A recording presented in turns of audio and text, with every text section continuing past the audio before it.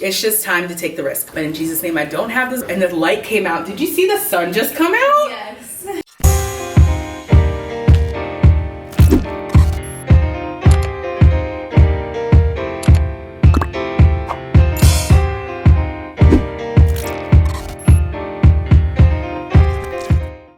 Hey you guys, my name is Stella Williams and today I am incredibly nervous about this video I'm sharing with you, but I've been praying a lot. If you guys don't know, I have a Bible study. You can check it out down below. We're reading the Bible cover to cover. Shameless plug.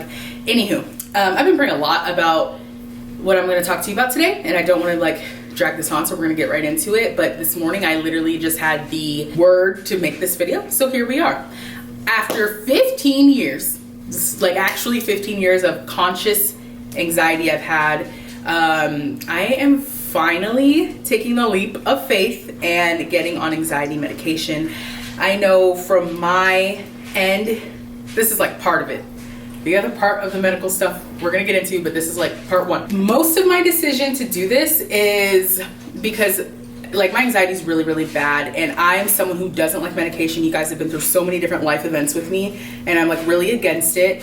But I've tried so much. You guys have seen so much. You guys probably see my anxiety as the result of it when I leave my channel, when my mood is so fluctuating. You guys really do get the end part of it. And all the stuff that happens before you guys even see a video, it's draining, it's exhausting. I feel like I've been in therapy now 2 years, not consecutively, but 2 different therapists for 2 years. Trying to do this the behavioral way, the rewiring way, the train of thought, which has helped. I've gotten tools in my toolkit to help me with my anxiety, but I just feel like it's time. And I actually felt like it was time for this in maybe April of this year. I just realized how bad my anxiety is. I think the worst my anxiety has been was last year when I had to take 6 months off of my channel because I was going through so much and I was so anxious that I just abandoned my channel. I never in my almost 7 years have done that. Only one other time in 2018. So that was kind of a red flag for me. This is kind of serious and I don't like it. To me, it feels like a cycle. It feels like an up-down cycle. It feels like a constant battle, and I'm tired. I'm just really, really tired of going through it. Karina. Yeah, you don't have to hide it. I wasn't hiding. Anywho, I feel like it's just time to take the risk. So earlier this year, I actually did have full intention of starting medication. I was on the app, him and hers, and I did a visit with the doctor and told him all my medical history, everything, and he had prescribed me escitalopram. I don't really know what it is. I would like to mention that I took them as in I accepted the prescription, but I never actually ingested it. But I took it and I was really, really nervous to take it. My partner at the time was so against medication. He was definitely someone who was mind over matter, mind over anything, which I let it influence me. And I now have 2 months of this medication sitting in my closet. And I also felt kind of weird about it because it was just prescribed me really easily. And I didn't talk to someone, right? I just told him my medical history. I didn't take it. I didn't end up taking it. I felt really bad. So I was let me try talk therapy one more time. So I canceled the prescription. And then I started talk therapy again. That therapist was horrible. Then I found a therapist I really, really vibed with. And I told her straight up in the first thing, I was hey, this is what I deal with. I was prescribed medication. I never took it, but I think I'm there. I just want to try talk therapy again. So I've been with her now 3 months, and maybe more or less 3 months, probably more than 3 months. But I've been with her that long, and I just feel like it's not where I'm comfortable. I just I'm at a place now of a lot of peace and protecting that peace, and I'm really happy. So now I know it's not external forces, it's literally just my brain. So I've decided to take the risk and get on something. I'm not quite sure yet. I have a meeting or an appointment next week. I'm incredibly nervous about it. I've read horror stories.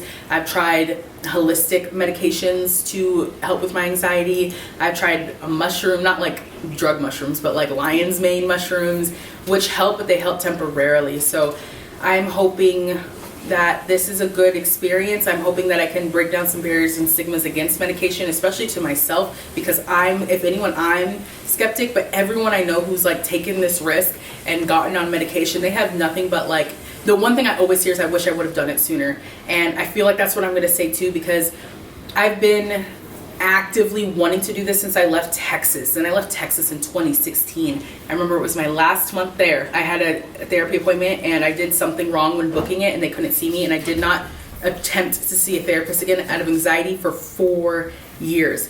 So for me, when I was able to get real about what I actually go through, it made it so much easier to, like, honesty, self-honesty and acceptance is like the key to getting anything done. And that's just where I am in life, and just accountability and acceptance of my own self. Birkin's having a good time. So that's where we are on that end. Second end, very important, because you guys have been with me since I was diagnosed about this. In 2020 was just a year. Okay, I think for everyone it was a year, but it was just like a year. I was diagnosed with antiphospholipid antibodies, and which is not the syndrome, but it basically means I have a blood clotting disorder. In March of 2022, I had to get like some required blood work done before getting surgery, because I had to get my IUD removed. And the hematologist was like, hey, I don't even know why you're on this medication. Your blood looks extremely protected from having a blood clotting disorder.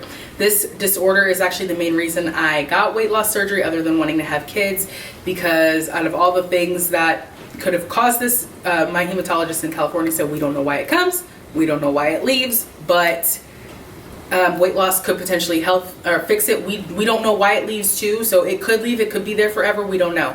So I was kind of someone who was not optimistic. I was like, I'm gonna have this forever. It literally, hearing you're gonna be on a blood thinner for life is like, it took like 6 months to really like accept that.